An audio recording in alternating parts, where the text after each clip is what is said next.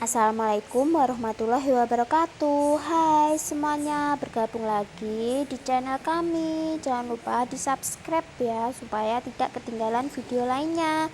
Nah, untuk kali ini kita akan kasih lihat ya, pengobatan untuk kambing atau pencegahan kambing agar tidak flu di musim hujan sobat semuanya ya, yaitu pengobatannya itu berupa bahan dapur yang mudah dicari sobat semuanya ya. Kita pakai simpelnya saja, kita pakai bawang putih. Bawang putih nanti kita rajang tipis-tipis ya sobat semuanya, supaya apa? Supaya cepat meresap di air minum si kambing. Nah, ini sangat bagus sobat semuanya ya buat minumnya si kambing, supaya apa? Supaya kambing terhindar dari penyakit flu. Jangan lupa di subscribe supaya tidak ketinggalan video lainnya. Terima kasih, semoga bermanfaat.